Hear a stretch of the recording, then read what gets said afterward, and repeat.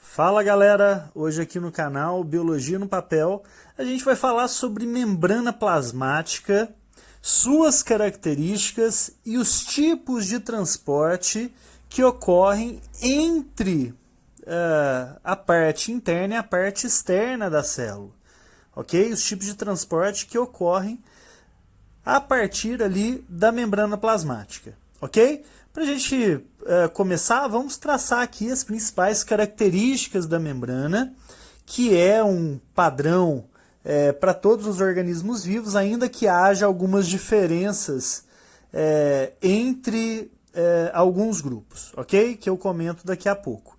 Para começo de conversa, toda membrana plasmática é feita, né, por uma bicamada de fosfolipídios, ok? É um lipídio composto, né, que tem um fosfato e o lipídio, ok? E isso traz uma característica muito interessante para a célula quando a gente fala de fosfolipídio. Isso porque quando a gente representa aqui o fosfato e o lipídio, a gente vai perceber que a cabeça, a bolinha, ela é o fosfato e é polar, ou seja, interage bem com a água. E as perninhas aqui do lipídio insaturado é hidrofóbico, ou seja, não interage bem com a água, mas tem ali uma afinidade legal por lipídios. Como as perninhas estão voltadas umas para as outras, tanto o meio interno quanto o meio externo da célula estão ali interagindo bem com a água e com todas as moléculas que são polares, ok? Vou destacar aqui na membrana a presença de proteínas, né? Quando essa proteína ela atravessa a membrana inteira, eu vou chamar de proteína canal, é uma proteína integral, e ao lado dela aqui, só pegando uma parte da membrana, o que a gente chama de permease, ok? Então é possível a gente encontrar vários tipos de proteínas na membrana, a gente vai ver daqui a pouco, elas têm uma função muito bacana no transporte, ok? Ainda vou destacar aqui nas células animais, além da presença de colesterol, que é um tipo de lipídio na membrana, a gente ainda vai encontrar uma camada de carboidrato em cima da membrana, formando o glicocálix ou glicocálice, que serve, né, dentre outras coisas, para reconhecimento celular. Isso está presente apenas nos animais, ok? Então representei aqui um glicolipídio e uma glicoproteína, dependendo, né, do que vai interagir ali com o carboidrato, se ele está ligado a um lipídio ou se ele está ligado a uma proteína, ok? Como tem muita coisa ali na membrana, o modelo que a gente usa para estudá-la é chamado de modelo do mosaico fluido, porque é um mosaico de várias moléculas diferentes, lipídio, proteína, carboidrato, e ela é fluida.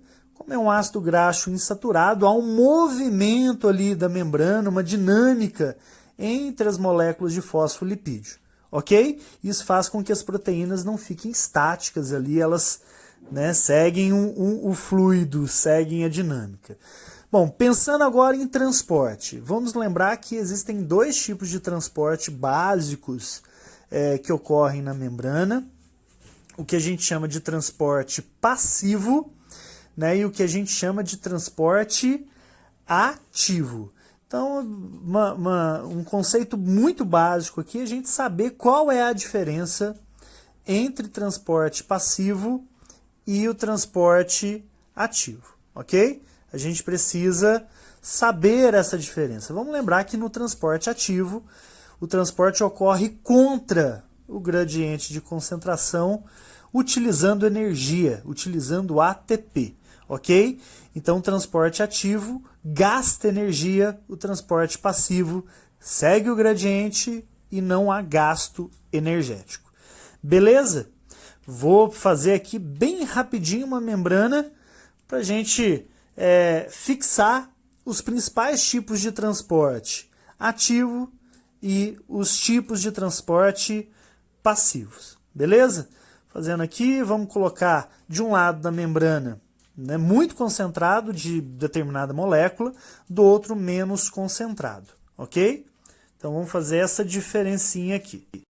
Então vamos lá, pessoal. Vamos começar com o transporte chamado de transporte ativo, que é um transporte que acontece contra o gradiente de concentração. As moléculas, o soluto, sai do meio menos para o meio mais.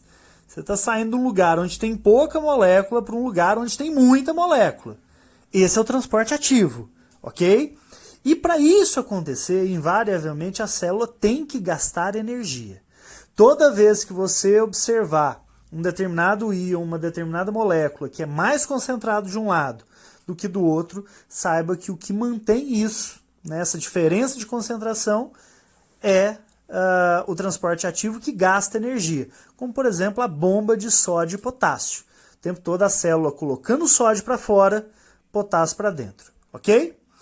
Quando gases, em especial O2, CO2, atravessam diretamente a membrana, do meio mais para o meio menos concentrado, a gente diz que é um transporte passivo, e o nome desse transporte é difusão simples, ok? Isso acontece no nosso pulmão. Isso acontece com gases, moléculas apolares que podem atravessar livremente a membrana, ok? Do mais para o menos, né, sem gasto energético.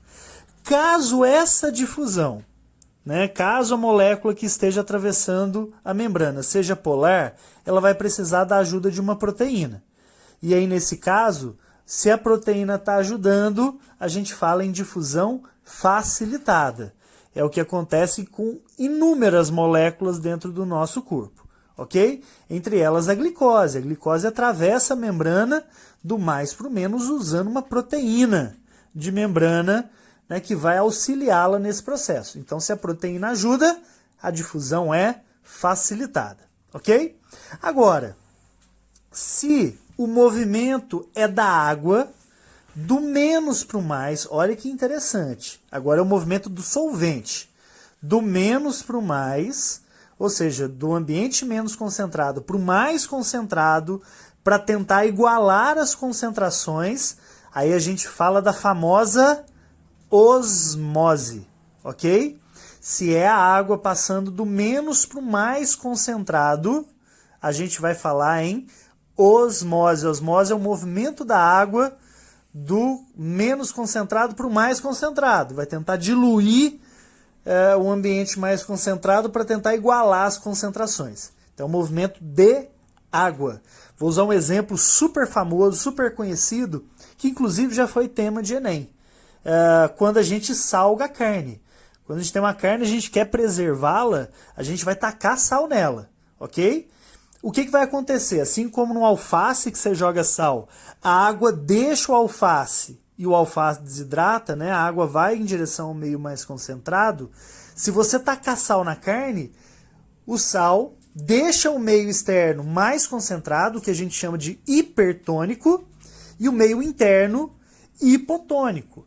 Ou seja, ele está menos concentrado, então a água vai sair, ok? Então a carne desidrata.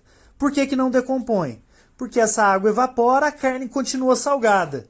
E aí, para todos os micro-organismos, bactérias, fungos, que tentarem decompor essa carne, eles vão enfrentar o mesmo ambiente hipertônico. Eles também vão desidratar.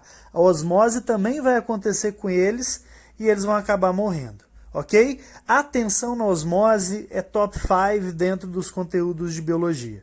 Beleza? Moçada, bons estudos para vocês.